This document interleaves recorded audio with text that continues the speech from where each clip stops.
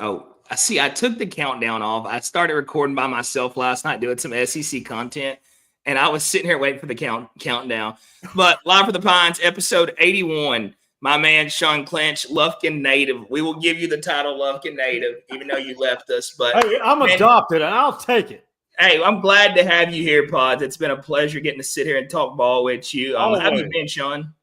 Man, I'm doing good, man. You're doing great things over there with this podcast, man. I've noticed the look keeps changing.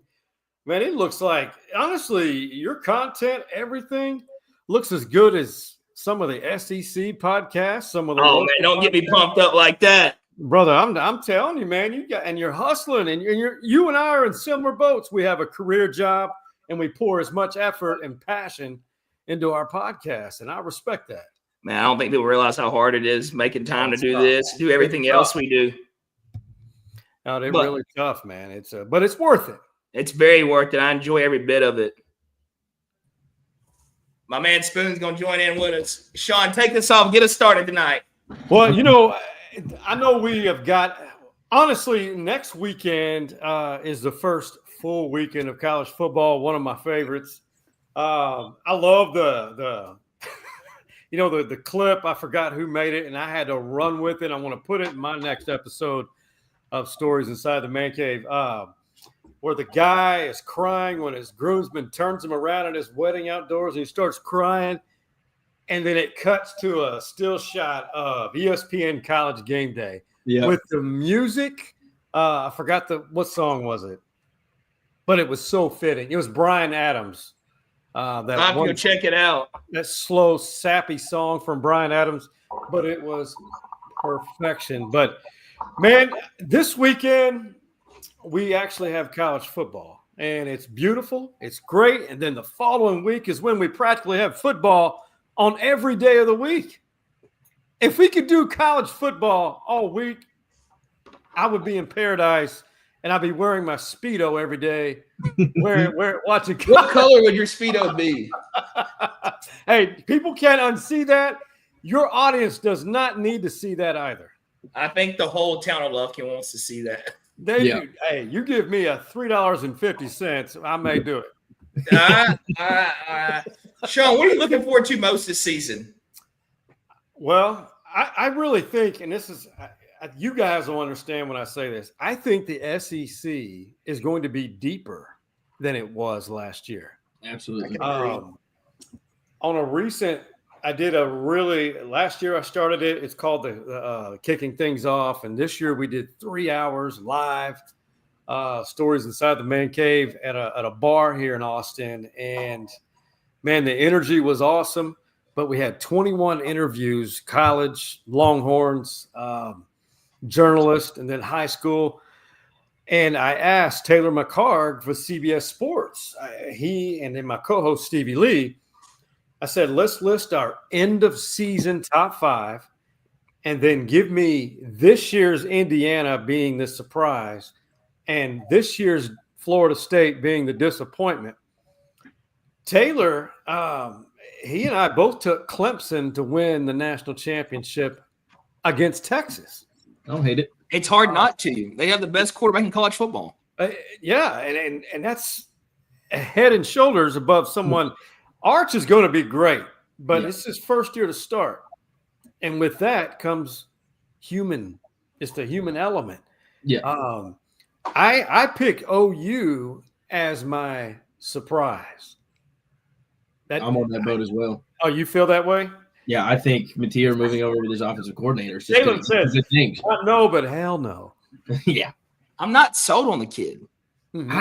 I am. I mean, it doesn't take you much to get sold on somebody. You weren't sold on Shedeur Sanders. I mean, he went 13, 17 in college, but we won't go there. It doesn't matter. He's still great. That's legendary talent. Yeah. Well, his number is retired, so he's got that going for him. He's also in a QB room with like 7 other guys. But I think, and I on the side of Twitter that's probably a little bit more OU homer than most because of all the baseball stuff. But yeah, everything that's coming out of there, they're like, dude, this guy reminds us of Baker. He's just happens to be like 4 inches taller. Yeah. He's just as athletic, just as strong. One thing, Baker Mayfield played at Lake Travis and won a state championship. That guy didn't play he didn't play Texas high school football, and he damn should have won a Texas high school football championship. So they are nothing alike. He did win a Heisman Trophy, which who did? Baker. I think you're talking about Montier. Oh, no. yeah. I'm saying the comparisons are there coming out of the OU camp. So all it can do is, boast good things. And, you hear the transitions of all the transfers coming in, learning a new system. He's bringing the system with him. I mean, the offensive coordinator from Washington State's coming to Oklahoma. So Arbuckle. Is it Arbuckle, right? Yeah. I'm trying to remember all these got that names. built in. Like the learning curve for a quarterback is obviously much longer. They got a lot to learn. But offensive linemen got to know to run block or pass block. Running back needs to go this way or that way, and wide receivers just need to know the routes. That's it. So the learning curve is not going to be as long as the rest of the team. You bring up a good point, and it's I want to say, and correct me if I'm wrong. I didn't really go a deep dive into it, but Arbuckle's offense is kind of like the late Mike Leach's. Yep. You read Rest in peace, a great. Huh? Rest in peace, a great. Oh man, the pirate. What an interesting, amazing human. Yes. The best sound bites ever. Yes. Swing your sword. And I'm not saying this because of where you guys are, but I really think Mike Elko's the guy. He brings an edge to A&M, and they have been, I don't know, underachieving is the word. A lot of people say it is, but I think it's not underachieving. They're doing what they're capable of doing. Right. I think OU and A&M are going to be both on the fringe of the playoff this year. I don't disagree. And my disappointment this year's Florida State. I may be way off on this. I said Tennessee. Oh yeah, I can see it. I can see it. They don't have a quarterback. Joey Aguilar's not bad. He threw the deep ball well, which you're going to do a lot in that offense. It's spread them out, read it, throw it long. Clinch, you say Tennessee, that sticks out, but a team I'm going to say it's going to be Ole Miss. Ooh, Kiffin's. Are we talking SEC ball? Just nationwide. Yeah. Nationwide. I say Ole Miss. I also say LSU. And Ohio State, really? They've got a lot. They got a lot to replace. Yeah. Ohio State. So that's what we just talked about this earlier, and I'm not going to argue. I'm not going to say this, but I'm going to ask you a question before we talk about this. As a college football fan, you owning a podcast inside the Man Cave, a great show. Everybody's go check it out also. Man, I appreciate you, brother. Do you not like college football when Alabama is really good? So okay. I think when Texas, Oklahoma, and Alabama, and even Ohio State are all good, I think it's great for college football. And with you being a Texas fan, don't you still like Alabama? I don't. I'd have no ill feelings toward them. Oh, okay. That's just being a college football fan. I love them. I mean, I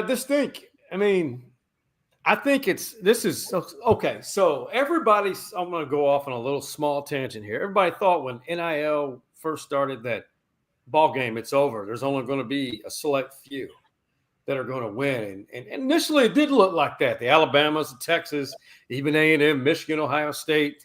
And then the teams out west was going to be a wild card. But now with the revenue share that's going on, NIL is it's still there. It will always be there. Yep. But I still think the parity is going to exist because it gives programs like Indiana, Arizona State from last year, who's highly projected this year. I think you need the tradition blue bloods to be on top of their game. Yes. Because the viewership in some ways it has increased, but in some ways the viewership's kind of taking a dip in certain aspects. So you've got to have those big names. It's part of it. It's just like the Cowboys being good in the NFL.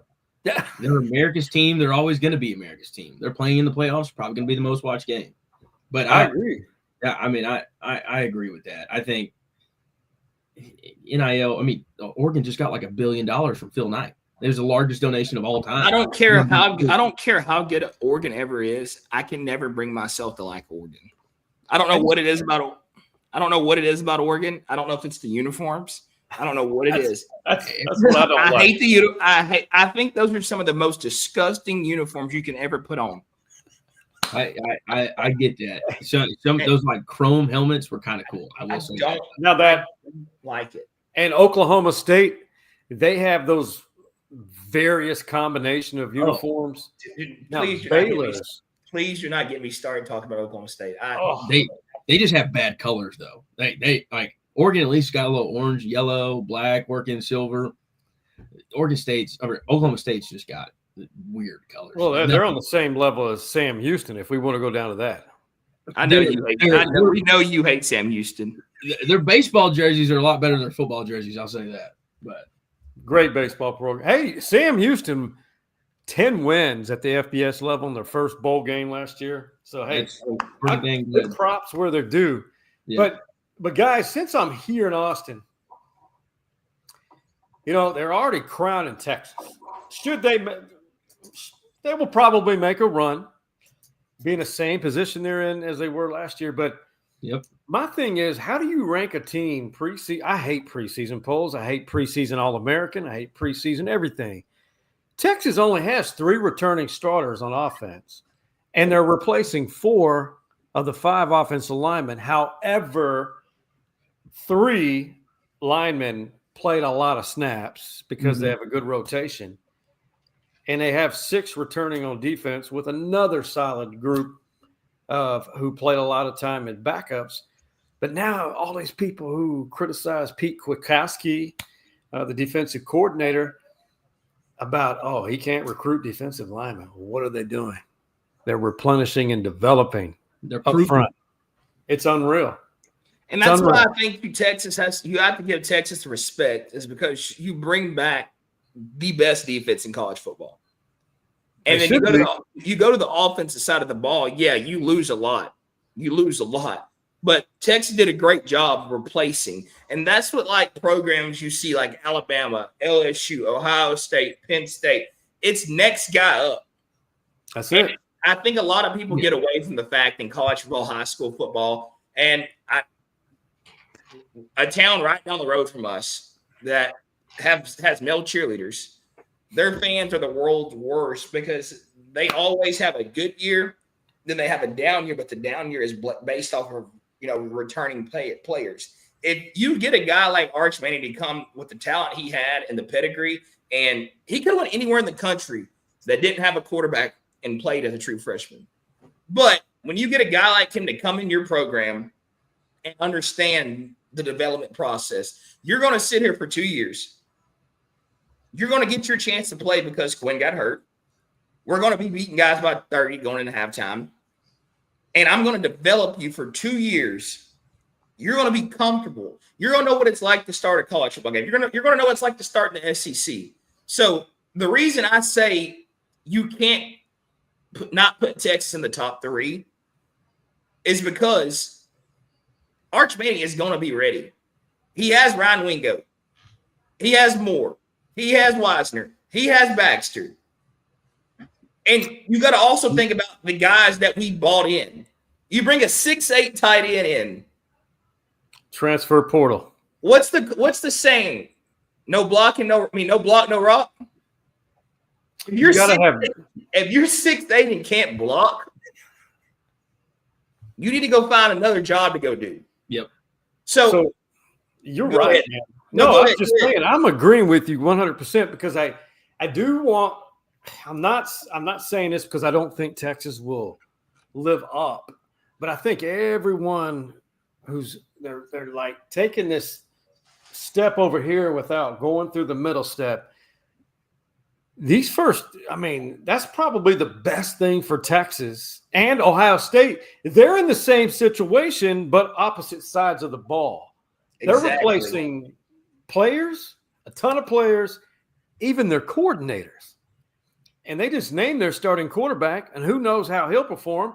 The last time that I remember a significant program like that in that situation was 07. I was covering Oklahoma. They had 3 guys competing for the job. And Sam Bradford was the red shirt who took over. So we all saw what he did. I'm not saying this guy. Sean, what year was that in? That was 07. 08, he wins the Heisman. I was 7 years old. Holy man, yeah. God, I just added a new wrinkle to my forehead. Yeah. That just shows you how much the game of college football has changed. But it's still kind of the same. You got that QB race going on there, and you're having the same situation replacing your coordinators. But I'll just play devil's advocate because I kind of like it. Like, I mean, everything, including, like you said, you don't like being ranked number 1. Someone had to be. The likely choice was Texas. The only other one I could see was Penn State because Drew Allar's returning, and they played really well. Obviously, went deep in the playoff. I mean, You forgot Clemson. Huh? You forgot Clemson. But they kind of underperformed last year. Like, Klubnik wasn't the guy that they all kind of thought he was going to take that next step. And now this year, when I watched him play in Austin, he was one of the best quarterbacks I've seen play the quarterback position. Made me nervous that game. Yeah. You know, Jalen, you mentioned a lot of the playmakers that Arch is going to have around him. There's another graduate or a transfer portal guy that I don't think a lot of people are talking enough about. And he transferred in from the West Coast. Emmett Mosley. Yeah. And his dad and mom, I think if I remember right, his mom and dad were athletes at Notre Dame. This guy, you lose a guy who was reliable last year, who's now playing for the Packers, and you get a guy about the same stature, same speed in Mosley. And this from what I understand, he can play slot. He can be a burner on the outside. I mean, and here's another one. Parker Livingstone. Yes. Small town Texas high school football. Tall, lanky, extremely athletic, fast. I mean, there's 2 guys right there. And you mentioned the tight ends. Defensively, if those interior linemen develop, and there's one of them a legacy, Alex January, his dad played when I was a 11, 12-year-old at Texas. Good football player. But you got the 2 guys on the you got Anthony Hill in the middle at linebacker, and then Colin Mother Scratching Simmons. If I'm a quarterback, everybody wants to compete, but you're a quarterback, you're trusting your line because those 2 guys are going for blood every down. The best in America, perhaps. I agree with you 100%. So they have a chance to win it all, but I'm taking Clemson. Here's a question I want to ask you guys that was brought up by Taylor McCarg of CBS Sports when we had him on my podcast. He brought up a good point. His surprise.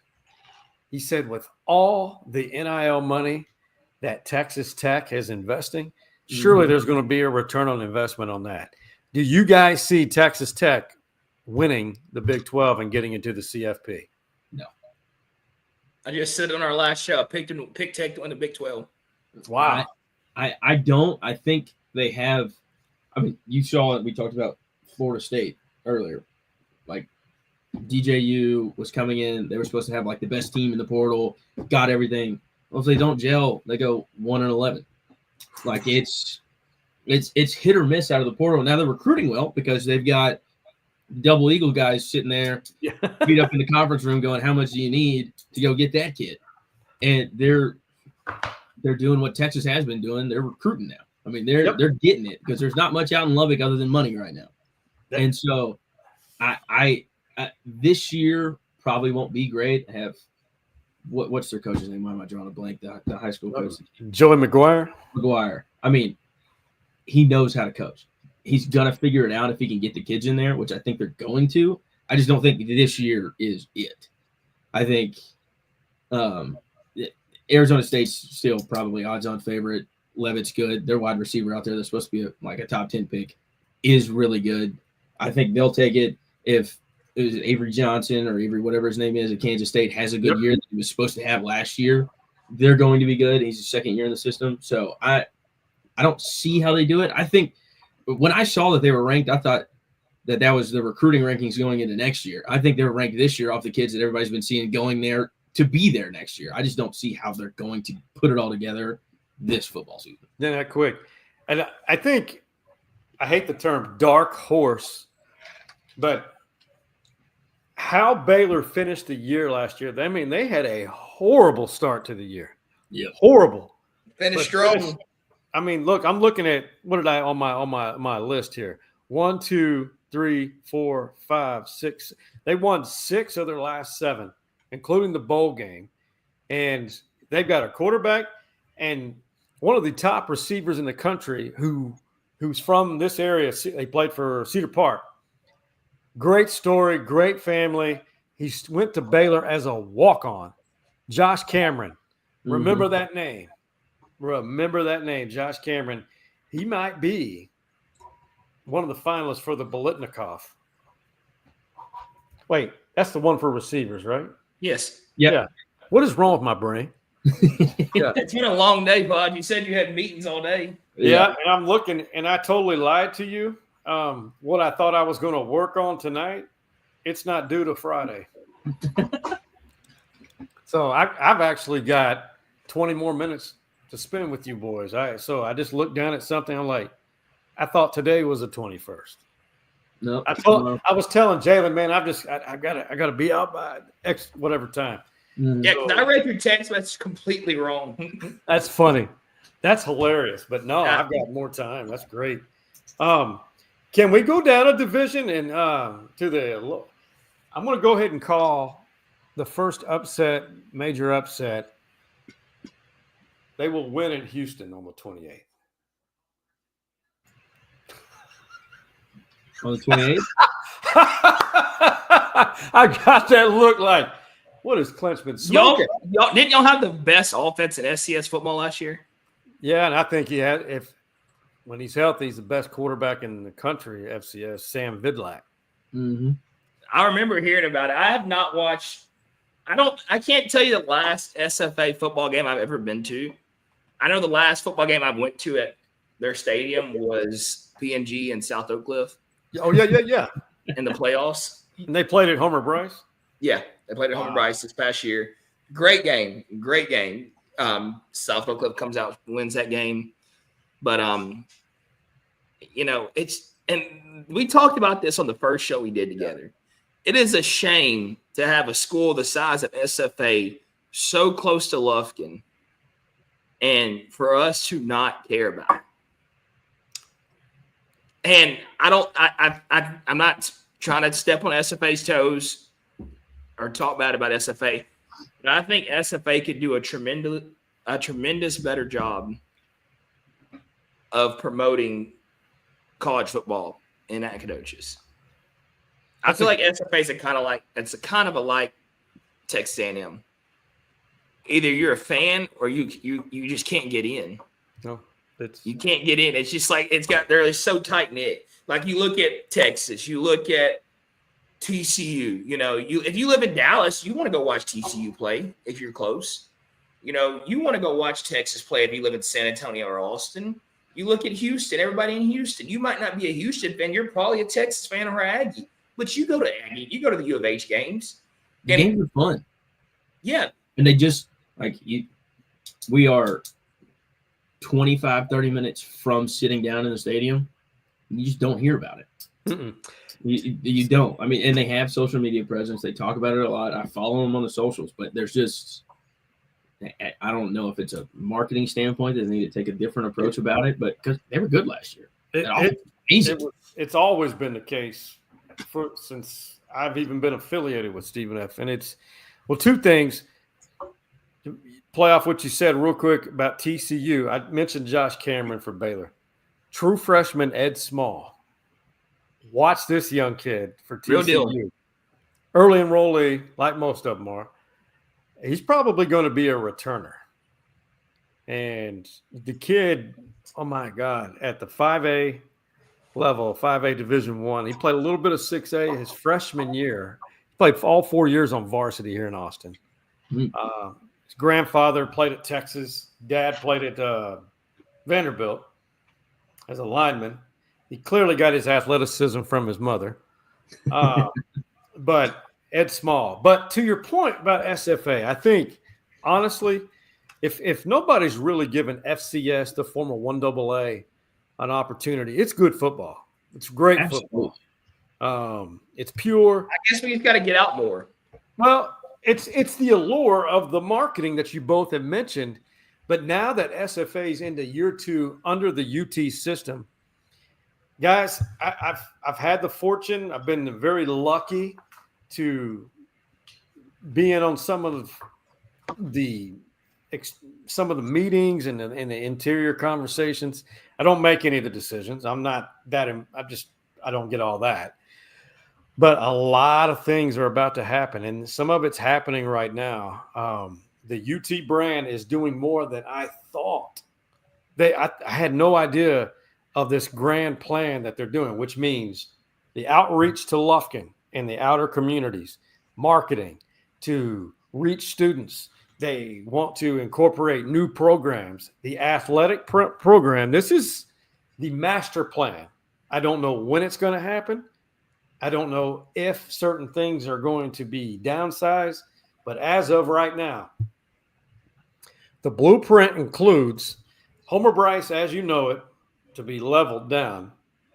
The field house be put on the north end by the pond, a multi-story, a practice facility on the current left side practice field, a tenant. They're going to remove the track stadium, and then they move from the soccer stadium on the intramurals, put the soccer stadium right next to the track, the new track, and baseball and softball adjoining stadiums. They need it. We're on campus right now, and that should have happened in 2005. Yeah. And they're going to make a pavilion area for tailgating. I'm about to say, if you're going to move that field house on the other side, where the fraternity's going, you got to build a parking lot for everybody to get there. And they're going to build more parking garages, which is you've got to. You have to, yeah. But Clint, think about that. Huh? What bothers me the most about SFA, and this, we did not come on the show to talk down on SFA. No, it's just we're facts. It's a podcast. It is. There's so many kids that have put on the purple and gold, purple and white, purple and black for the Lufkin Panthers that went to Southern Arkansas. Trent Early. All these other schools in the FCS level, and they didn't have an offer from SFA at home. And I just don't get it. You take a kid like the receiver we had last year. He had a great career, whatever. He did great things. But if I'm SFA, why am I not trying to keep this kid at home? Why am I not trying to, recruit this kid to come play? And like, you look back, look at the running back at Lufkin right now, Kenneth Waters. He rushed for 1,000 yards last year. If I'm SFA, why am I not trying to get my hands on this kid before he has this big senior year and get him on campus and go ahead and offer him? So, it's back to DJ Lagway, Billy Napier, his first offer. Was it not La Tech? Lafayette. ULM. Yeah. Sorry, ULL. And when he commits to Florida, the big part of that was Billy Napier was his first offer.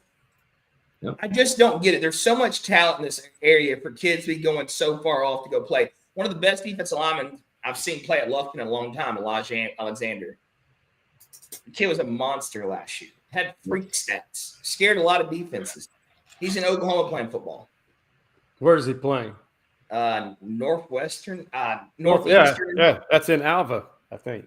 Yeah, I'm not 100%. I know you're an Oklahoma guy. Hey, I haven't talked to you since the Thunder won it all. I saw the shirt. I wasn't going to bring it up. I know you've.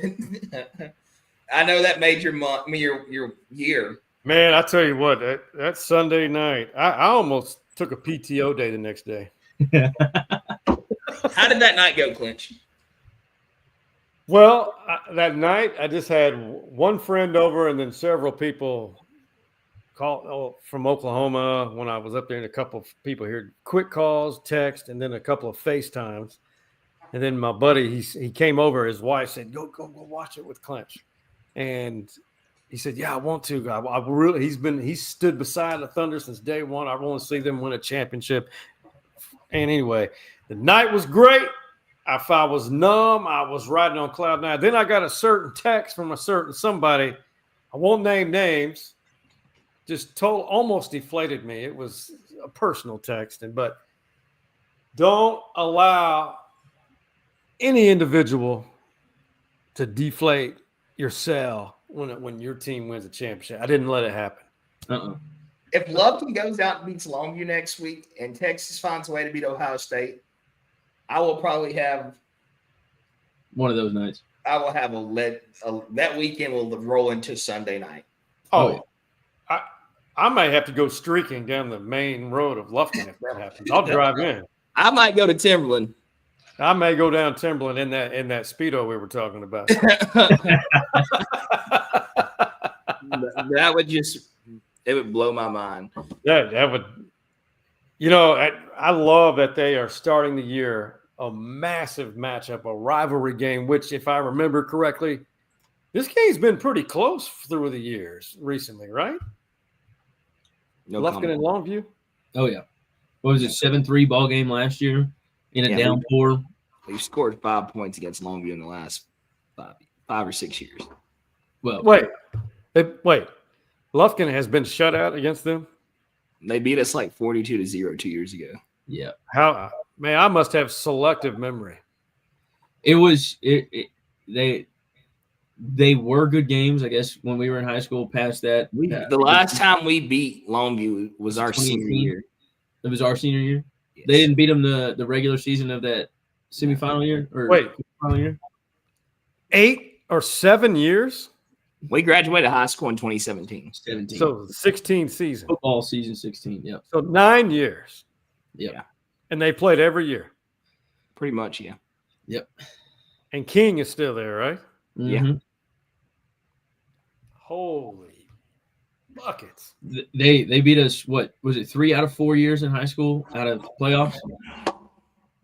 Or all 4 years? I can't remember. No, John Tyler beat us our senior year. Yeah, so three out of 4 years in high school, Longview beat us in the first round of playoffs. I hate to talk. Complete opposite of what I'm used to when I was there.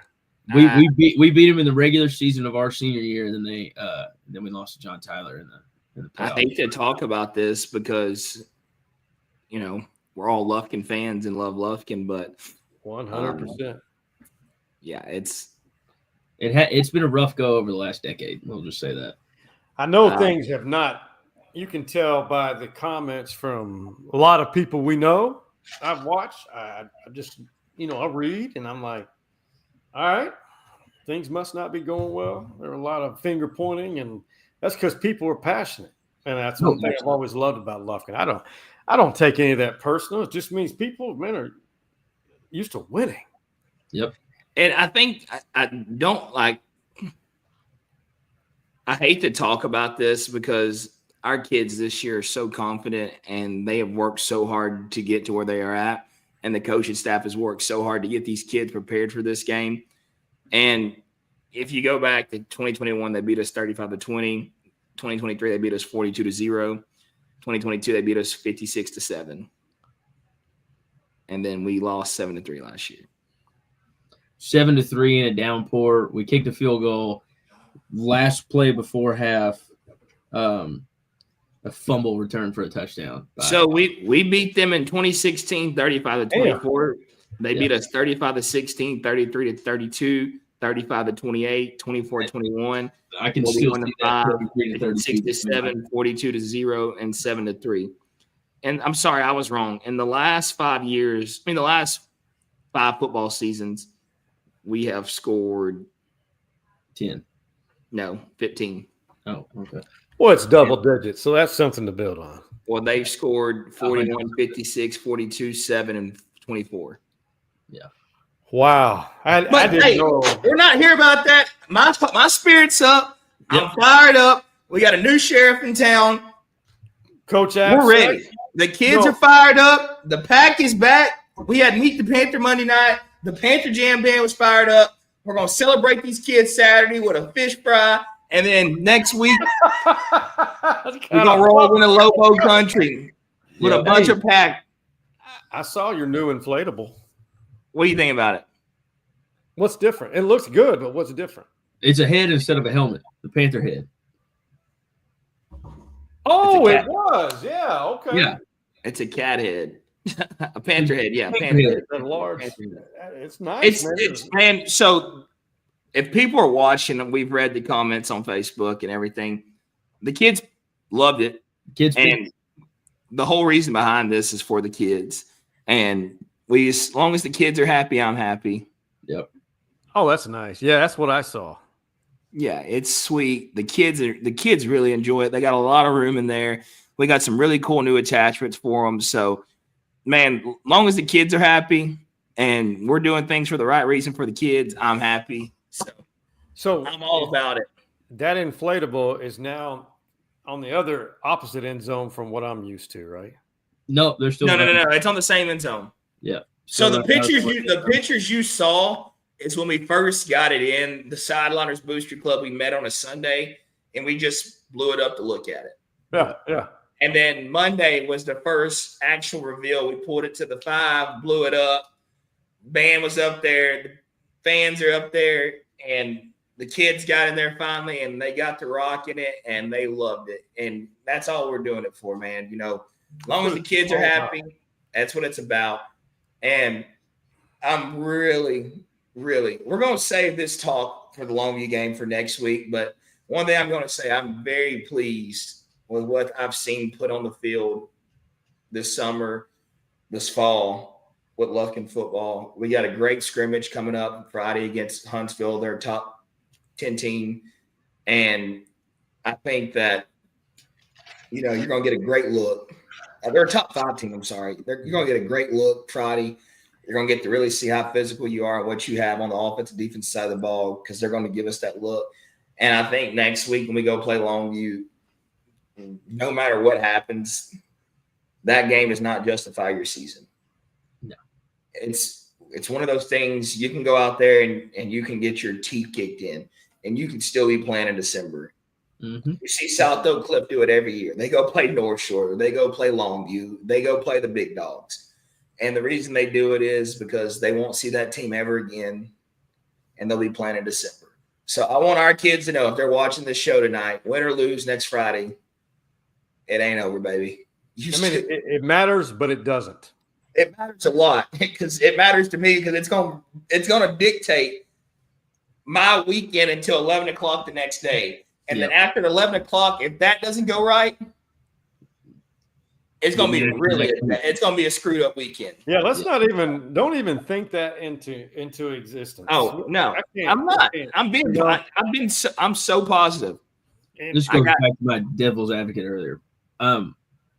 Arch obviously comes from the family of quarterbacks. He is probably the most prepared kid there ever is to be the quarterback of the University of Texas.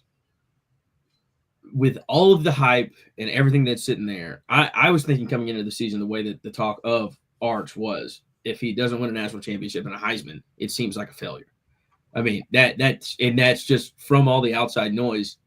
I mean, you've got 3 ranked matchups as it sits through 6 weeks. And you have to play Oklahoma and Ohio State and Florida in those 3 out of the 6 games. If you're sitting there at 4-2, how do you think he handles that pressure well? I mean, is there any outside noise that kind of comes through, or is it? I mean, obviously he's done well. He had 3 starts last year. The only reason I'm going to cut you off and say this is, when your last name is Manning, the day you come out the womb. That's what I said. He is probably the most well-equipped kid to be in this situation, but it is still the University of Texas. When you have Archie, you have Eli, you have Peyton, you have your dad, you have all these guys in your corner, and they're giving you nothing but positive feedback and you know that me and your opinion don't really matter because we're nothing or nobodies. But I know my uncle Eli and my uncle Peyton has won Super Bowls, and they're sitting there telling me after this Ohio State game, if it doesn't go my way, that hey kid, you know how many big games we dropped and we still went out and won it all. Like you can't being as young as he is. Yes, I'm sure he reads the socials, but you got to also think this kid, since he was a high schooler and he was put on that big, national media, world. All he ever had to think about was competing, and achieving. And when you get ready to make that decision and he commits to the University of Texas, you catch hate from Tennessee. You catch hate from Ole Miss. You catch hate from Georgia. Everybody's slandering you. Everybody's talking about you. You get to the University of Texas. Quinn doesn't play up to par last year. He's injured. You get put back on the bench. Everybody's talking about you. Well, if he's that good, then why is Quinn Ewers out there? You hear all those things, and all you do is smile. And you do what you're called on to do. You never see him on Twitter talking about the clock ticking and all that shit that kids do. This kid played his part. And coach, hey, I need you to go in there and run a read option right now. I'm going to go score for you, coach. He did everything he was supposed to do. One thing that Sarkisian talks about a lot, he's always been a leader, but this year, since he has the reins in his hand, how vocal he's been, how much his teammates enjoy being around him. You know, you have a lot of kids in college football that are really good, but guess what? I bet you their teammates hate being around them because they have that attitude. And I just think he's a born leader. I hate to say all these good things about him, but when a kid gives you no reason to say anything bad about him, it's hard to say anything bad about a kid. Well, to your point on that, there's two things. One, he turns down opportunities that are media related unless it's like a team. Like yesterday, they had the players speak post practice. It was the last practice of fall camp, and they spoke and before they transitioned to prepping for the season, game week type deal. He says it doesn't, what you guys think doesn't matter to me. And he says, the less I can do, but I'm very respectful of everybody. And then the other piece is his grandfather, Archie, told him, whatever you do, get out of bounds more. Get down or get out. Yeah. Ends every conversation. Get out or get out. Yeah. It's so funny, but it's true. I mean, because there's a lot, even Quinn, I think every quarterback because let's face it, every one of us has a level of a competitor within us. And, you want to invite some physical contact. Mm-hmm. You want to try to run somebody over until you can't. Or you get injured. And you learn real quick that the team needs you not to do that unless you're a wishbone quarterback where you're going to get hit every play almost. Mm-hmm. And Liberty Hill. Huh? Liberty Hill. Oh, Slotty. Are they still running that? So, yeah. So their one coach, I don't know. I just have people tell me that there was some political things going on with their school board, and which that's everywhere. Yep. And he decided to Courtney Garcia Jr. That's my guy. That's Big Courtney's son. Mm-hmm. Man, he's not. He's he like 21 now? He's our age. He's our age. We all graduated together. Man, I'm still thinking of everybody like you guys when you guys were kiddos. Yeah, he's our age. Courtney Jr. is a broadcaster. Yeah. Mm-hmm. Right? Oh, he was on ESPN. He did a great job. I'm proud of him. I always have love for his father, man. That's awesome. But to the point, I mean, so nowadays you've got to, with all the money and everything, the quarterback's got to stay upright. Because even Quinn, he tried to lower his shoulder some early on in his career, and he found out. He learned out real quick. Alabama, 3 years ago. He learned out real quick. Yep. If you're not built like Cam Newton, get down or out. Yeah. Get down, get out. Don't. And even Sam Ellinger now, he wanted to hit you. Yeah, he wanted that contact. I think we all do. Yeah.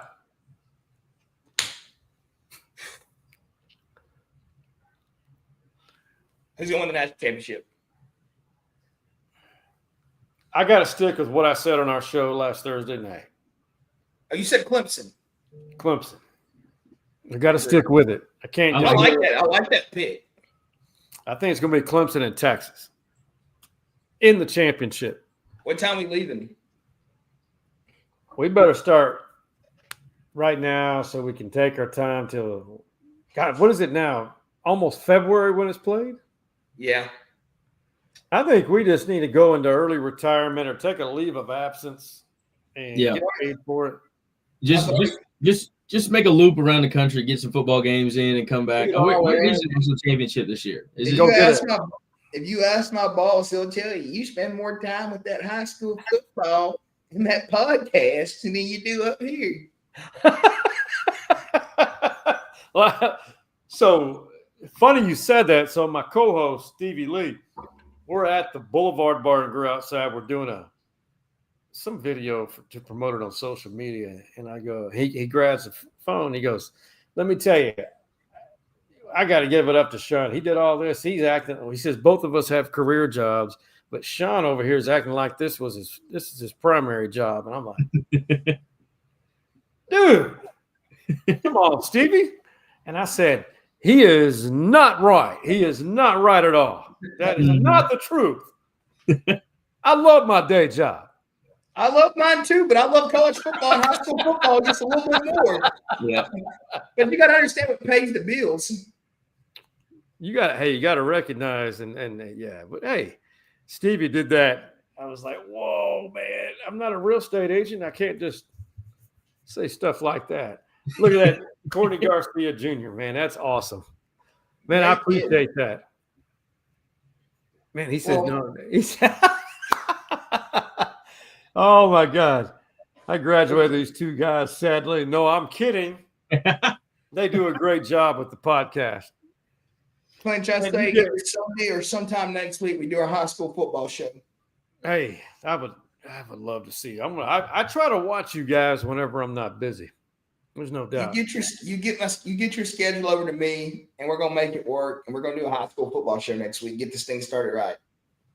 You want to do this East Texas, or are you gonna? We're gonna go. It's a lot of big games being played across the state. Yeah. You know, the first one involves my alma mater. It used to be called the Taco Shack Bowl for 22 years. Well, we didn't have a sponsor when I played at it. Anderson McCallum had a falling out locally with the sponsor because he didn't want to pony up. He had the same contract as he did 22 years ago. And so now Legacy Greens and Legacy Grass or Legacy Turf and Greens, a buddy of mine owns that. He's now the new sponsor. And they're calling it the Show Creek Showdown. It's going to be a good game. Biggest game at AISD nowadays. Used to be Reg and LBJ back in the day. They would bring 10,000 people to Nelson Field here in Austin. And sad to see that rivalry not as it used to be. I think it's an inner city thing. It happens. I don't know what has happened. Hey, my thing is I want to tell everybody, and it doesn't really matter, but this is just an opinion. I got to go off. People don't believe politics. Public schools are so important. Man, stand up for your public schools, to your your representative. Don't believe everything you see on Twitter. Just still have faith and believe in public schools, and athletics at the public school level is everything. If your kids are homeschooled or go to private school, there's a 90% chance that they're going to be a little different. Well, we got a lot of private schools here now. I mean, it's just the truth. Like, look at Trey. Look at our other buddy Max. They went to private school till like 5th grade. They're a little different. So where'd you go? Where'd you go to private? Went to St. Cyprian's. We went to St. Cyprian's. And to all our followers and all our viewers watching, that is not a shot at anybody's kids that go to private school that are homeschooled. It's an inside joke. I've been giving them hell since we were kids because they had to do the merger to middle school. But the good thing about them We played all the sports growing They up. played all those public school sports with Yeah. all of us growing up, so they were not weird. They were That's- not different. Hilarious. We were competitive enough that we got asked to leave, Upwards Church League to go play City League kindly when we started diving for balls on the floor and asking who won. Yeah. We were like, we're tired of the stars. We want to know the score. That's a story for another time. I cannot talk about Upward basketball and sports. Yeah. Is that where they don't keep score? We don't keep score. One of my best friends, Cole Stubblefield, we're at the baseball park together. Our brothers played baseball together in high school. And it's like one of those long days at the ballpark, before the season starts. And Cole had to go play in an Upward basketball championship. Yep. And against. Yeah, I remember going to the game. That was my first Upward game. That's my only Upward game I've ever went to. There was no score. You can't press. You can't come outside the 3-point line. Nope. And I'm like, what is this? So why? What's the basis behind that? It's because it's trying to teach kids to be competitive and how to play the game the correct way. It's all built on sportsmanship. At the end of every game, and you wore them on your jersey. Let me tell y'all something also before. They gave you stars with different colors that meant different things. Like you got a green one if you were a great teammate. You got a red one if you were good on defense. You got a blue one if you scored I did not know this. Yes, it was. My mom tells a great story. My grandpa watched the first game when I was about 6 playing basketball, and he looks up at the scoreboard and it's turned off. And he goes, what's the score? And she goes, oh, they don't keep score. He goes, oh, okay. And he gets up and walks out the gym. He just left. He goes, this is dumb. We're not doing this. You two goobers owe me $6 a piece. Who? I ordered food when Clinch told me he only had 15 minutes, and I thought the restaurant closed at 10:30, and it closed. I just got an alert they're closing at 10. Oh. And my dinner was $12. Oh my God! Where'd you order from? Where do you order from in Lufkin? I can't hear you. What'd you say? Where do you order DoorDash from in Lufkin, Texas? I got Chick-fil-A. Oh, hey, when in doubt, Yep. reliable, huh? Yep. They're not going to bring my food, so that means I'm going to have to go in there and make dinner. Wait. Your dinner's $12, but they're not coming. They're not bringing it. No, because the store is closing soon. Oh man, you're going straight PB&J and a banana. Negative. I got some leftover pasta. What kind of pasta? The good kind. Pink sauce. Put me some in a bowl. Come pick it up. Man, I love that, man. You guys hooking a brother up over there. Dude, I've been sitting on this camera since 7 o'clock. So who did you have before this one? We did our show together. Yeah, we talked about college ball. But me and Riley Dodge are connecting. We're going to try to do tomorrow. Try to get Riley back on the show and talk before the season starts. Did 2 great shows with the Huntsville head coach yesterday and the head coach of Texas High, one of my favorites out of the podcast. I'll keep saying it, Mr. Coach Stanford. Yep. And then, leading into the weekend, I got me and the coach of North Crowley, Cortland White, running back coach. Try to get him back on here. And next week, I'm trying to hit the ground running hard and do as many shows as I can, get ready for the high school football season because, a lot of teams play on Thursday. And I know I'm going to watch college football also. So I'm going to try to get it. Yeah, I'm going to have laptop on NFHS, TV on college football. And that's how I'll spend my Thursday. And then Friday, I'm going to work, and I'm leaving work probably at 1:30, 2 o'clock, and I'm headed to Longview. Oh, no. It's at the Hole? It's in Longview. Isn't that what people call it? The Hole? I got a text from your coach in City League, Jalen. Who? Uh-oh. I won't name any names, but this says, and I quote, I coached Jalen in City League. Paul Henderson, Lumberjacks. He belonged in Upwards. Paul Henderson took me and 2 other kids. Paul Henderson's a fine American. And I'm not a basketball player. Great American. I thought I was. No. I played the guard. I had the sleeve. I had the new basketball shoes. I had that Nike Elite sleeve with the dots. No, I didn't have the Nike Elite. So I had the straight. The Probably BCG. no, it was the NBA sleeve. Ah, We were the Lumberjacks, Clinch. We were purple and red. Where'd the purple and red come from? there's red lumberjack so logo. right here, you see this. Okay, yeah. I forget. So, yeah. So this has not been part of the color scheme since 2010. Yeah. This is probably 09, 2010. Yep. What am I? 26. I like it. Yeah. I'm still angry. No. I'm still angry they removed it. I like the red. But these people that are a lot younger than me are like, "Oh, it looks awful." I'm like, to each his own, man. We're not going to argue about that. I had friends play baseball there. They had the big SFA, and it was outlined in the red, white with the purple. Yeah. It looked good. I liked it. That's a good look. Hey, that may be the best field, but the worst. My DoorDash driver just texted me and said, "Sorry, LOL." Oh, still talking about food. Oh, he said sorry. They can't. He said, "Sorry, LOL."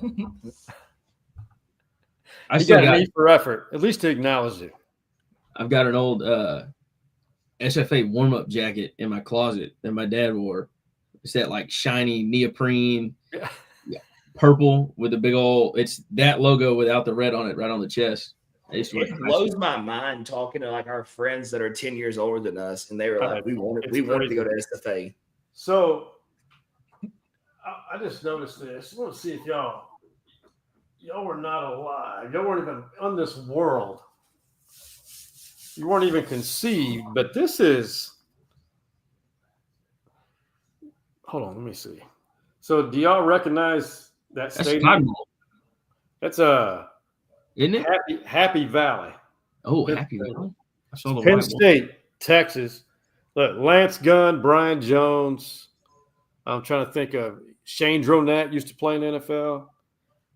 This is Penn State the season opener in 1990. Texas beat them, and they went on that what they call the Shock the Nation tour, and the very next year they go 5-6. Can Penn State win the Big Ten this year, Clinch? Dude, I think I have them as my number 3 team in the country at the end of the season. They're going to be able to run the ball. They're going to be able to play. They're going to be able to tackle. They're going to have a tight end. They're going to have an offensive line. Like it's one of those teams. Like something about the Big Ten screams, "I'm going to run the ball down your throat, and I'm going to hit you in the mouth." They're physical, man. It's not that I ever disrespected the Big Ten. I just didn't see it as very flashy. But Ohio State's, they're fun to watch. They always had longer grass, is what it felt like. They just ran a little bit slower. That's a good point. Yeah, I don't know why. Like I heard somebody talk about that when they played, like, and it's probably is because of the winter. You can't cut the grass as much. It's always a little bit colder, doesn't grow. But they're like playing at Northwestern, man. Everything was just the grass was longer, made you play slower. So you had to just be big and physical and run the ball. And it's probably because, I mean, you can go back to Wisconsin in its heyday with now what's the Illinois head coach? You talking about a guy from Arkansas. He's an alcoholic. Yeah, Bielema. guy. Is it Bielema? It's not Bielema. Bielema. Yeah. He used to be you know, Monty Ball, Gordon, and all them. You just running the ball down their throat. They had like 3,000 yards rusher in a year, but that's what it always felt like the Big Ten was. Yeah.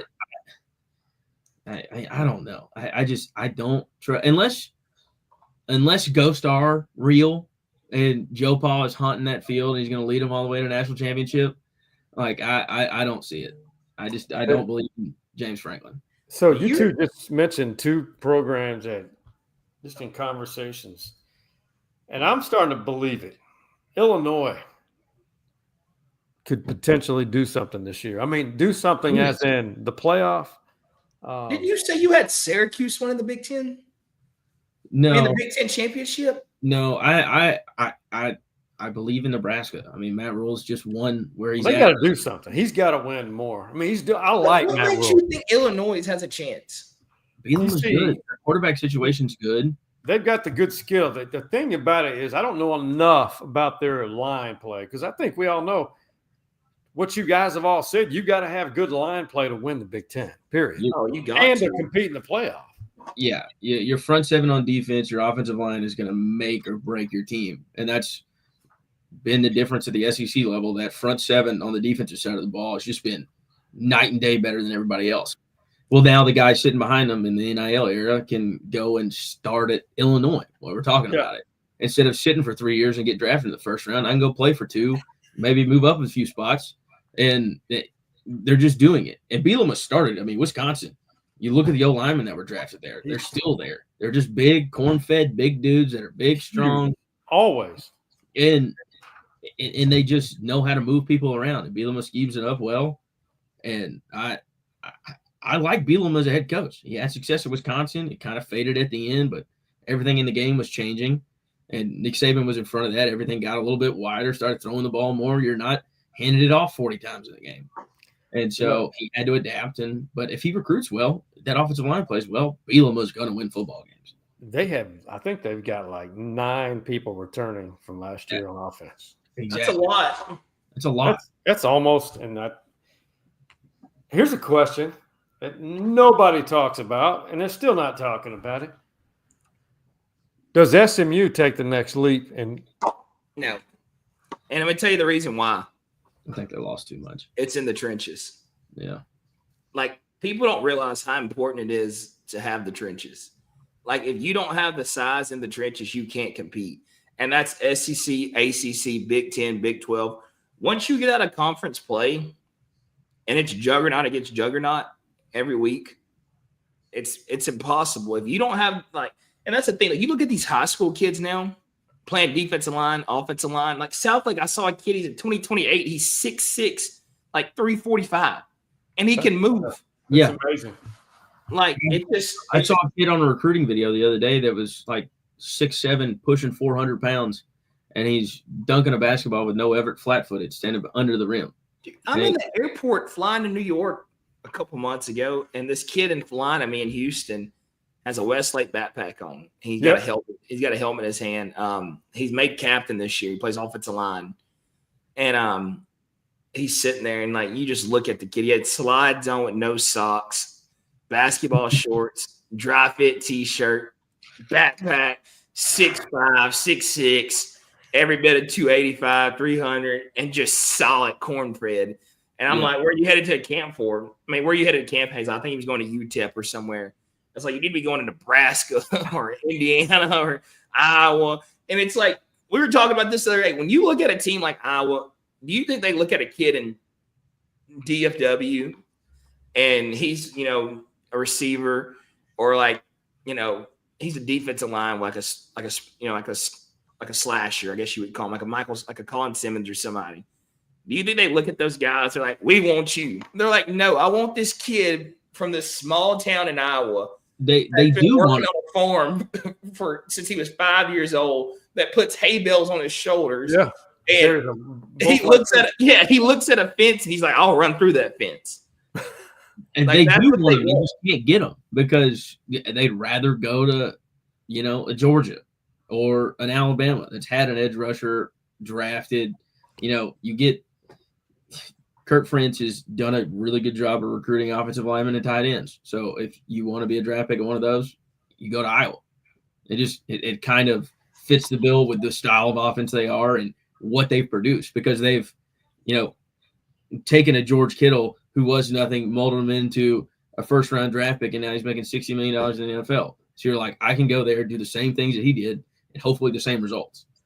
But you haven't had an edge rusher come out of Iowa. Like, you're not going to have a number 47 coming off the edge at Iowa. That's like, oh, this is the next dude. No, he's going to be wearing 98 coming off the edge for Bama. I do think some of the revenue sharing and whatever becomes of the NIL money now with the collectives, I still think certain places they can still attract some kids, talents that they normally would not. Money talks. Look at Texas Tech. Boom. Yeah. Or that kid, he's a kid from Georgia, the defensive lineman. Is he from Georgia or Florida or somewhere? Like Kyle Kruger, the kid that just committed? Yeah, he's a 5-star defensive lineman. He's at IMG Academy, the defensive end. Yeah. Like I've got the IMG. I've got all types of comments, but they've got kids everywhere. Yeah. it's a kid from Center that plays offensive line that just went to IMG. Yeah. What? Yeah. What? He's freaking huge. Center Rough Riders. They used to be really good at back in the day. They just hired a coach from Anna. Mm-hmm. And if you know anything like high school football, you know Anna's one of those little sneaky 3rd, 4th round teams. So I think that Center has a chance to be really good. Another team in East Texas that I think has a chance to be really good that a lot of people are not talking about and they're sleeping on, and they're going to continue to sleep on, is the Lufkin Panthers. Man, I hope you're right. Oh, I'm all in, baby. If I was in Vegas, I love AppSec, and I can't tell you enough, man. I watched him grow as a defensive coordinator, then take over the Cedar Park program when his predecessor at Cedar Park left.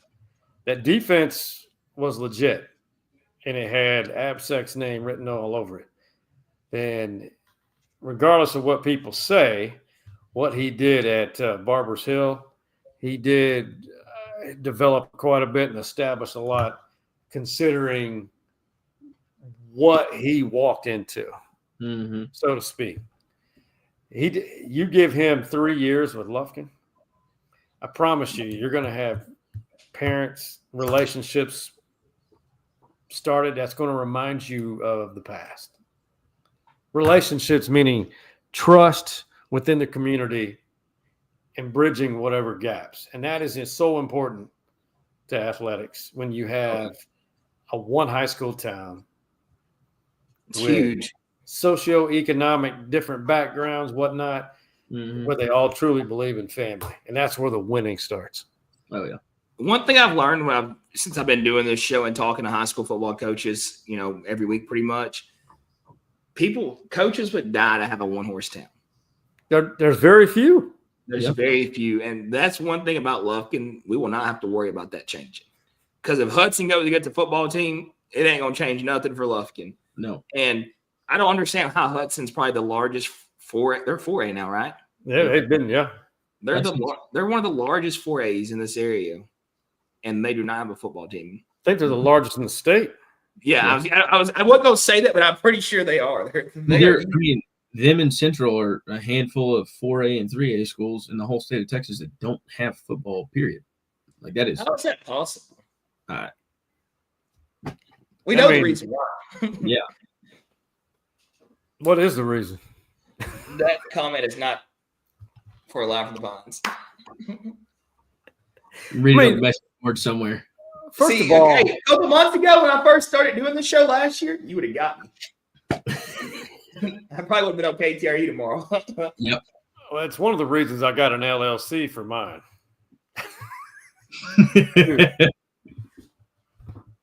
Not that I say anything insidious, if you will. I didn't say that right. Insidious.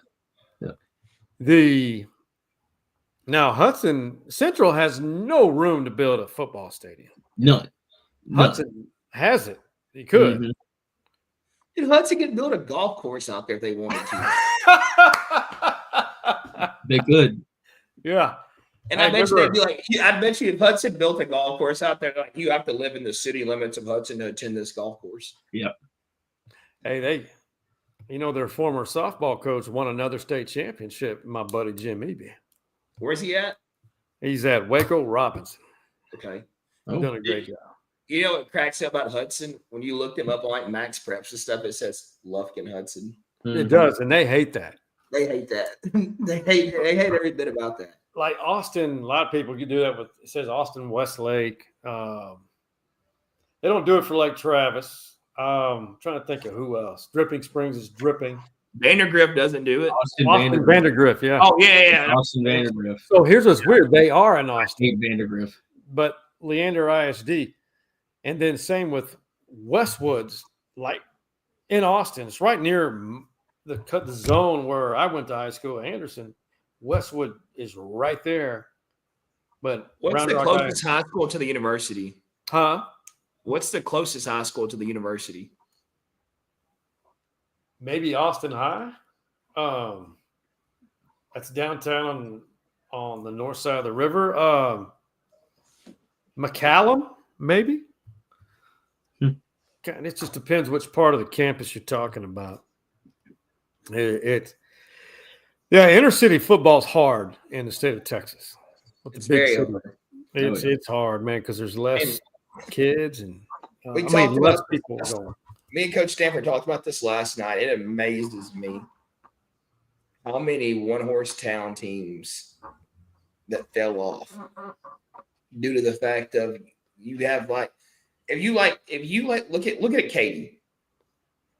Like, I'm not saying Katie's a one-horse town. They can go, they can go get whatever they need to go get. But you have Katy Taylor, Katy Tompkins, Cinco Ranch. Yeah, you have all those schools right there. Well, if I'm a receiver and I have some talent, why would I want to go play at Katy?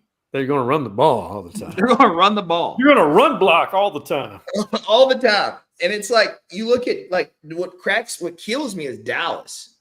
Like, I can go to Duncanville. I can go to DeSoto. I can go to Sauk. I can go to all these schools, and I'm right. Like, I'm not 20, 30 minutes away.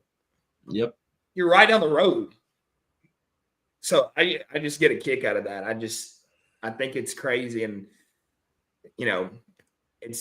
it's amazing how high school football has transitioned, like the Lufkins, the John Tylers, all these teams that are known for making those runs. It's like look at, you have Vandergrift, Smithson Valley, Westlake, Southlake, Duncanville, Sauk, North Shore, Tascasita, all these schools that are just, I remember when Lufkin played at Tascasita back in the day in district, and it was, it was not a big game, and now you have Tascasita, probably one of the best track programs in the state.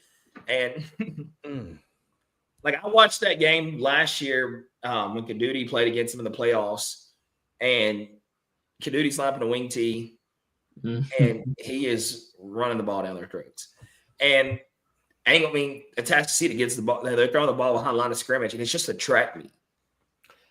Speaking of Tascasita, shout out to former Atlanta Jackrabbit, former SFA Lumberjack running back great, former Kansas City Chiefs great, Derek Blaylock, whose track program or training. Yeah. And his sons, one's at OU now. One's at OU. And you got to also shout out the Lufkin alum, Chris Doggett, just transferred over. He didn't transfer over. He just got hired over from Splendora to Tascasita, taking over the secondary over there. That's big time. Congrats, Chris. SFA alum. Mm-hmm. That's true, too. Man, there's a lot of former Panthers that are still doing their thing and making a big mark in the Texas High School Coaches Association. Well, you talk about strange, man. He's one horse. That's true. There's been a shift. You saw Midland Lee. Oh yeah, they're back. Bringing back the Rebels. Yeah, They're back. They're a Midland legacy, right? Yeah, just like Tyler Legacy.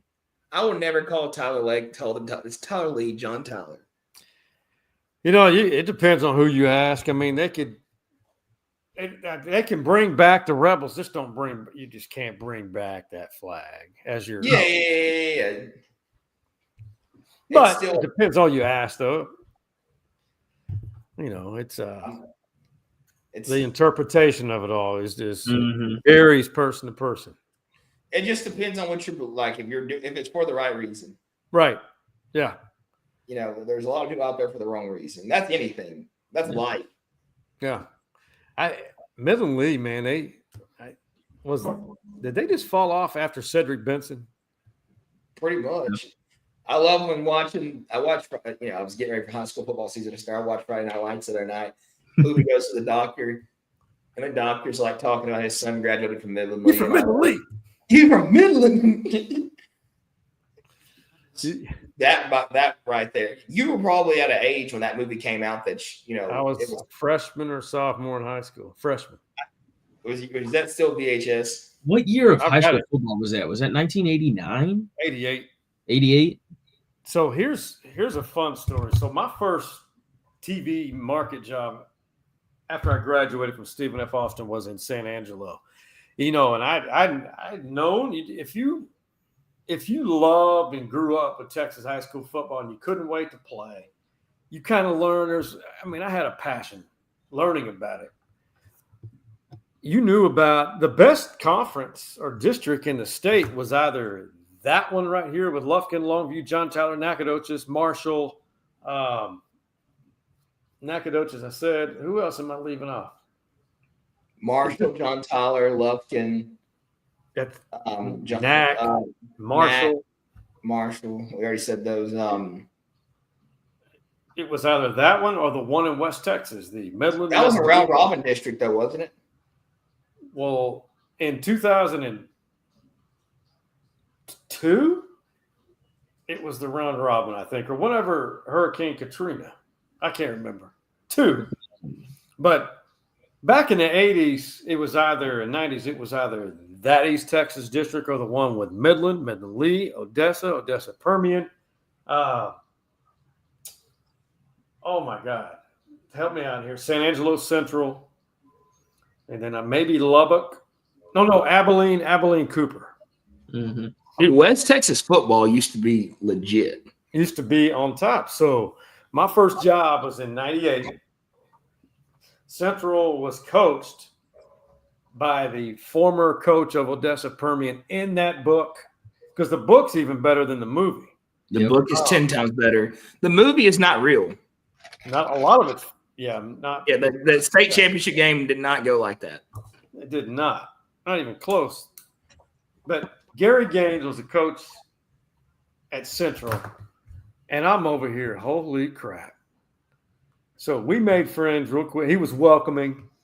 They got into the playoffs for the first time in 2 or 3 years, and they were 4-6, 3-7, something like that.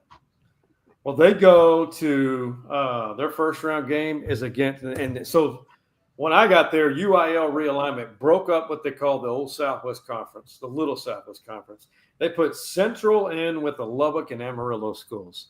5-hour ride for a district game. Or 6. Who'd they play by district? They had to go to Ratcliffe Stadium to play Odessa Permian, and that receiver, Roy Williams. Jeez. Who was a junior, senior. Roy went off 2 weeks later at San Angelo ISD Stadium, which is, you guys got to go see it. It's old, but it's like a bowl. Sophomore Cedric Benson running the rock for Midland Lee against some opponent that did not have a chance. A sophomore Cedric Benson went off that night.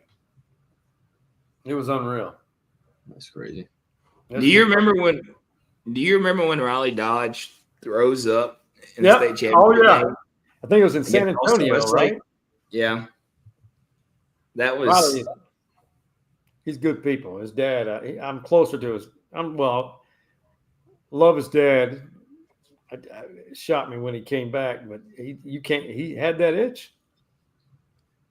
that. Do you think? You know how hard it is to walk away from something you love. So, like, I'm in the insurance business. Yeah. When that day comes, that day's coming. I'm walking. It's gonna be time. Hopefully, I got another good. What am I? 26. What do I need? I need 39 years to 65. God, dude, that's a long time, bro. God, Lee. Yeah. I'm gonna be bald before then. But you know what I think? Hey, there's nothing wrong with being bald. Follically challenged. Is that what you No. think? You rock the ball perfect. Oh. You got the good head for it. Thanks, man. Yeah. It's a great cranium. So Some I people think can't pull the Todd, ball off. huh? Some people can't pull the ball off. No, I've seen it on some I've seen people that look like a mangy dog. Yeah. You got a world-class noggin. You're good. Man, you are a fine American for that. I think Todd got back into it because he wants to be close to his family and our grandkids. Yeah. He's still one of the greatest to ever do it. He'll turn that program into. He's gonna go get it one more. Yeah. Dude, I That'd seen be- he posted a picture today. He has a grandson named Tate Riley Dodge. Right. And if this kid does not spit every image of, I'm going to win a national championship and I'm going to bomb you. like that, I just don't understand how those guys with that and that blonde hair and those green jerseys did what they did for so long. And they did it very well. Yeah. And they're still doing it. They're still doing it. They're the number one team in 6A football. And it doesn't matter if they win it or not, they're still there. Have you ever remembered a time when Southlake was known for their defense? That's a good point. I've never given that a thought. I've never sat there and said Southlake Carroll's defense is going to be really good. I've always sat there and said their offense is going to put up a lot of points. And their defense is going to be one of the best defenses in 6A football. Easily. It's Vandergrift's defense shut them down last Simpson Valley. Wow. There's so many good teams out there. Yeah. North Crowley might do it again. So you know who to keep an eye on. So North Crowley's offensive coordinator, Eli Reinhardt. Hutto. He was the offensive coordinator at my high school 3 years ago. Have you heard the story about him? How Eli Reinhardt Got it from Michigan. Adopted into a football coaching family. Yep. His I dad was didn't know coach that in about Michigan. him. That's wild. Yeah. That dude is one of the most humble coaches I've talked to. Love him. Oh, dude, he's great. And I think that Hutto, because if you remember, Hutto was a football program. That was a powerhouse. They were. And you go get a guy like Eli with this young spark. You know, he has that Sarkeesian young spark to him. He has the hair. I think that he has a chance to do something really special. And another guy I saw some clips today from on Facebook, Ralph Thomas. Oh, God. Keep slinging the rock. RT, here, give him about 3 more years, and he may be the president of the Texas High School Association. He's got it down. He's always been a smart guy, but he's marketable. He just understands, he gets it, like you said. Ralph Thomas is a young star in the industry. I was going to ask you, did your light go out? What happened? It was like everything just went like an eclipse happened in your room. I think I clicked off. I was reading Smokey. Man, that guy started it all, if you really want to be honest. He did a great job with it. I love Smokey. When I get to work, I check I open my email. I open our the performance data software we use. Yep. Then I open up the Luckin form, Smokey, Southeast Texas form. I go through all that. Then I go to On 3. I read On 3. And then I go to X and I read that. Then I go to Facebook and get the local news. The local news. And then I go to work. You know what's funny? It's something I've been doing every morning for the last few months. When I wake up in the morning, I turn on Good Morning America. Really? When I'm in bed, it's on. Yeah, I don't know what it is. Like just the sound of it. Yeah, it gets that day going. Yeah. There's nothing. Hey, I'm not judging you. For sure. Well, guys, I've enjoyed it tonight. I'm about to a great time, and go to bed. It was awesome. Let's get together next week.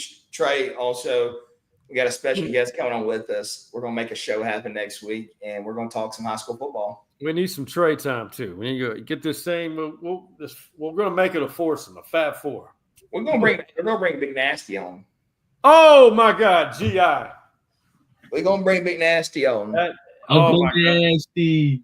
I don't know how I'll have my composure when he's on. Okay, you cannot tell me that Trey and Nasty do not, without the facial hair, that cannot be a little nasty. That could be Nasty's son. That is a little nasty. I got a lot of stories about him from my two buddies, Brian Mays and Scott McKinney, that grew up with him in Houston County. Mm-hmm. Let me find the picture. Positive stories. Let me find the picture. He was a good baseball player. Holy. That is Nasty Junior. That's his offspring. Yeah, Man, that's Little Osmonds. Hey, listen. So Trey fired Jeff. Well, I'm not gonna say fired Jeff Todd. okay. He got a divorce from Jeff Todd as his golf partner, so he can go play with Daddy Nasty. You fired JT? They're in a custody battle right now. They're trying to figure out which weekend I get to go with who. Oh my God, that's freaking hilarious. We just celebrated Trey's bachelor trip, and guess who our chaperone was? Uncle Nasty. Uncle Nash. Oh, he keeps you in line. He kept us in line all week. Oh yeah. Was there a certain substance called Fireball involved? Oh, You know what's crazy? We did not fireball much. I'm very proud of you. because you didn't play golf with him either the days that we played golf. Did you fireball with him? Is the Pope Catholic? We did not fireball in our group.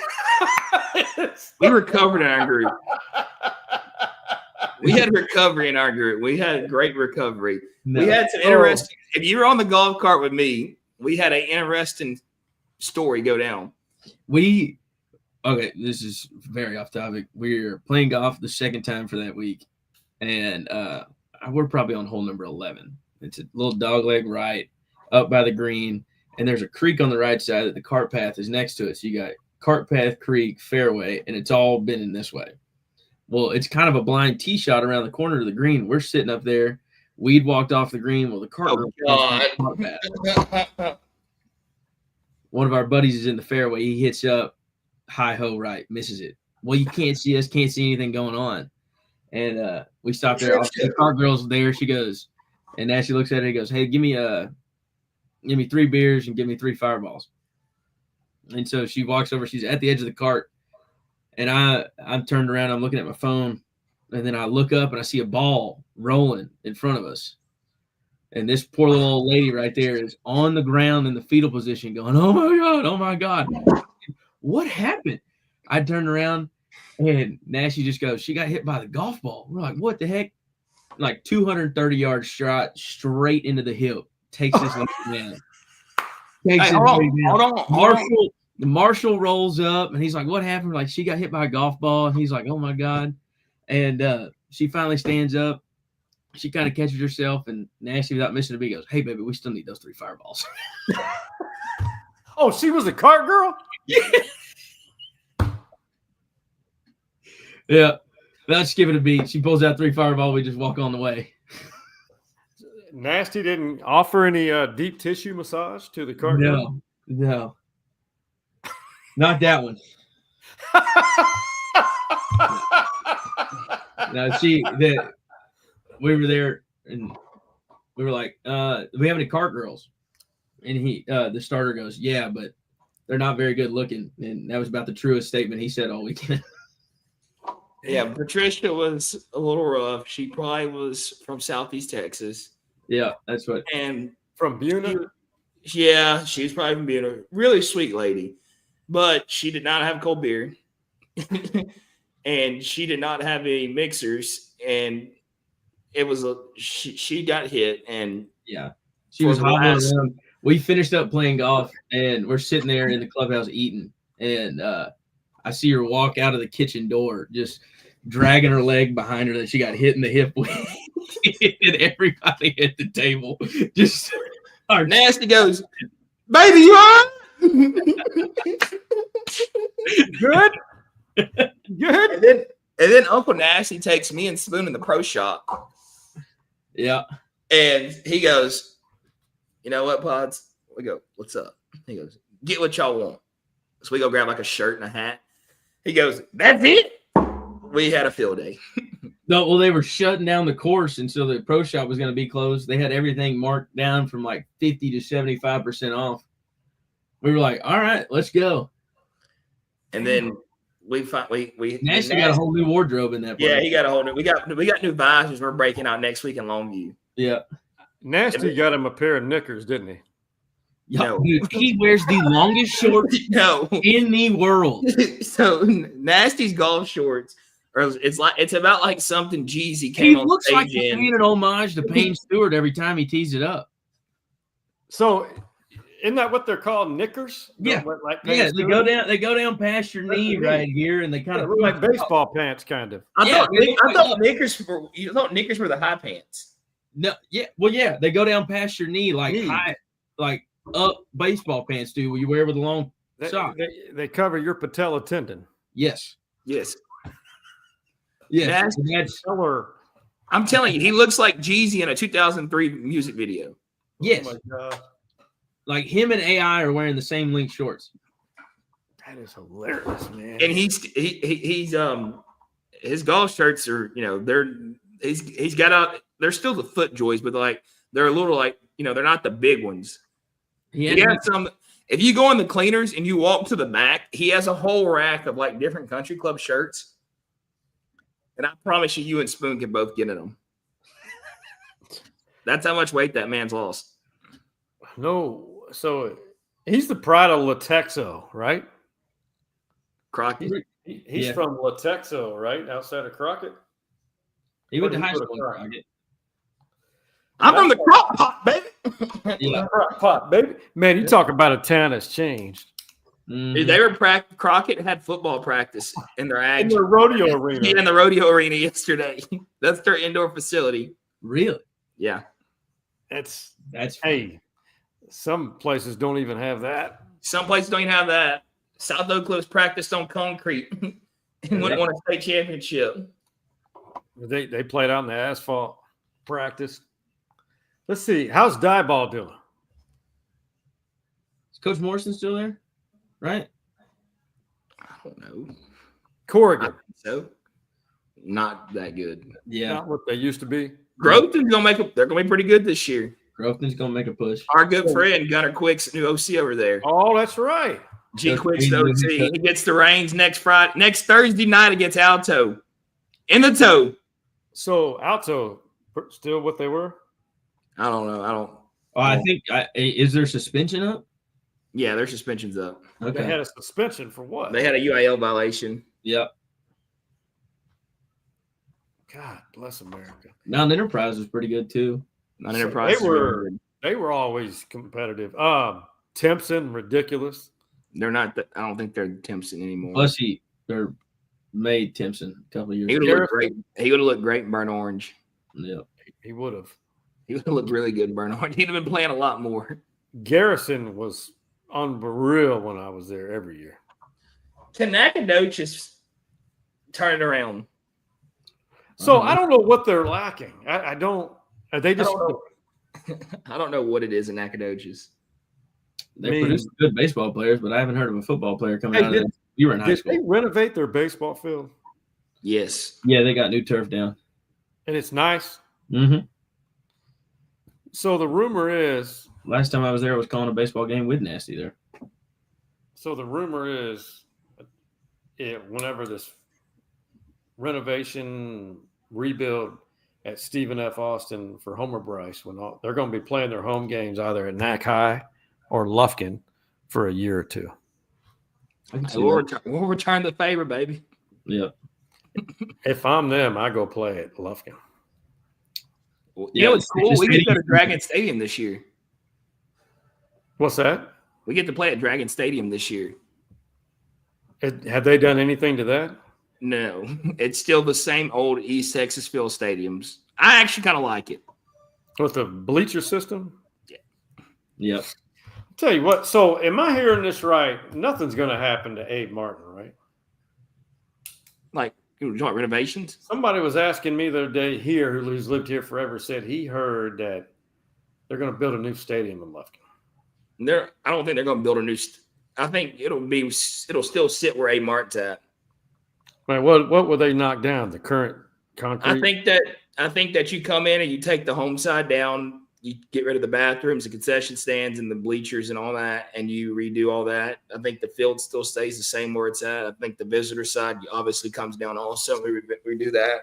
I think you get a new field house. You got to get new locker rooms. Also think that we're going to improve the CTE buildings, welding, auto tech, and all those things. I think we're going to add an ag barn. That's something we've lacked for a long time. There's a lot of Really? kids. Oh yeah, There's a lot of kids in Lufkin ISD that can't afford to have property or land or have a show barn at home, and now they'll have the opportunity to have that on campus. So that's going to be really big because if you look how times are going, CTE trades, welding, auto tech, we're always going to need farmers. We're always going to need ranchers. So that's big. But yes, we are going to try to work in getting a Martin redone. It's time, man. It is. Financially, whichever one makes a difference or makes the most sense of renovating what's already there rather than building a brand new on top of what is there. Right. I think is what's going to happen. It just does need to be updated, and it's going to be. It's just a matter of when. And the press box needs updating. Yes, we need an elevator. We need to make it ADA. We need all that. We need handicap. We need to make it better for the handicap. All that elevator. Period. Yes, it needs to be done immediately.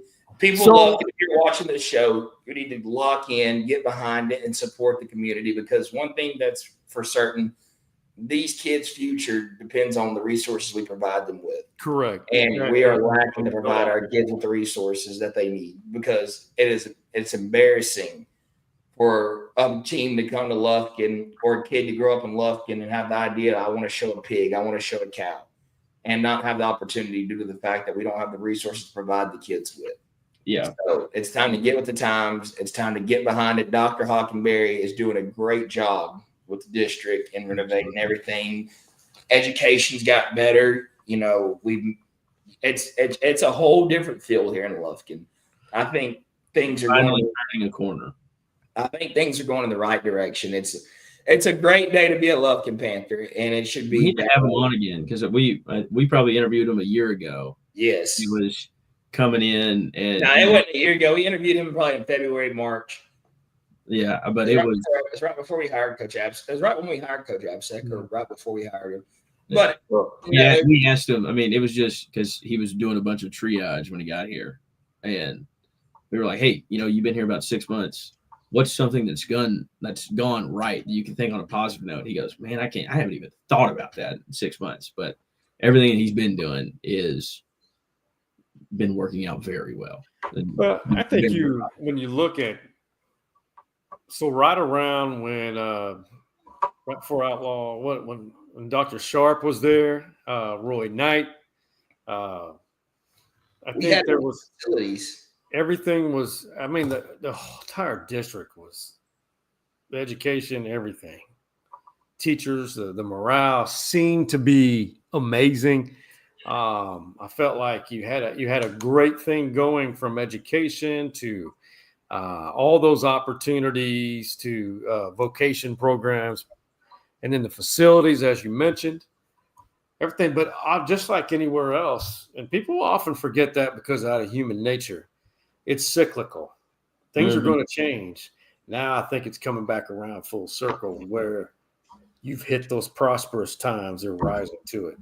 Yeah, I think that guys like young adults like me and Trey, you take pride in where you're from and want to move back to your hometown and do better things for your hometown and do bigger things for your hometown. And I think that the more we change and the better things we do for the district is going to pull more people back to wanting to be back in the community. And I also think it's very sad for people who live in the community of Lufkin and send your kids to schools outside of Lufkin because it's a great place to be. We went to school at Lufkin. We were fine. We're safe. We made it out of there. We should have taken more advantage of the opportunities we had at the times, but I think we lack a lot. And things are finally starting to turn that point where you're starting to see the improvements and the things. It's like, look at the sideliners. It's like you get the booster club back. And it's not just, okay, this guy just wants to have the booster club so he can have financials. This guy's a part of the booster club. He's there helping us when we need him. The district's there helping us when we need the district. Today, for instance, we're out there. We're trying to get the new banners put up at the stadium for football season. And the school electricians out there, we had an issue last week trying to get our tunnel and stuff blew up because we didn't have the right electricity.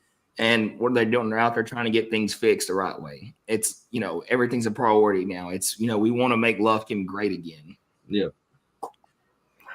You get the right people, get people with a vision like you guys, and it's all about people doing instead of just. Hey, it's human nature for people to say a lot, but when it comes time to doing, it's everywhere. Oh, well, I can't do this. It's a lot of people will talk, but you also need those alpha dogs that are true leaders, and it sounds like you guys got a good group. We're trying to do the best we can for the right reason. Is Oscar Kennedy still doing it? Oscar Kennedy is very much so a part of Lufkin still. You give Mr. Kennedy a big bro hug from his buddy Clinch.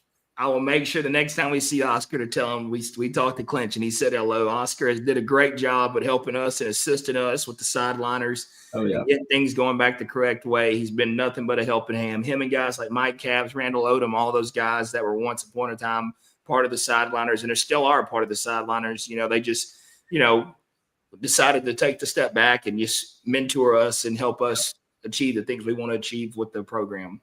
Oscar is one of my favorite people from Lufkin, Texas when I was there. No you know what? We're going to end it on Big O. Shout out Big O. Yep. Clinch, we thank you for coming on Live for the Pines. We always love you guys. Keep doing it. Yeah. We need you back in Lufkin for a Lufkin game this year. We got to make that happen. If you haven't heard of it, go look in and lock in. Look up Inside the Man Cave. Sean Clinch does a great job. Appreciate you guys. With his show and his co-hosts. And we thank you for taking us down memory lane and teaching us stuff about Lufkin that we had no clue about. Hey, I'm good for something. Yeah, hey, you're good for a lot, buds. Hey, we'll see you guys. Much love to you boys. All right, man. Y'all enjoy y'all's dinner if y'all got dinner. At almost 11 o'clock at night. Yeah. I'm just going to bed. I'm just going to have to eat breakfast in the morning. I might go eat Mexican tomorrow. There you go. I'll holler at y'all. We'll see y'all later. See you guys.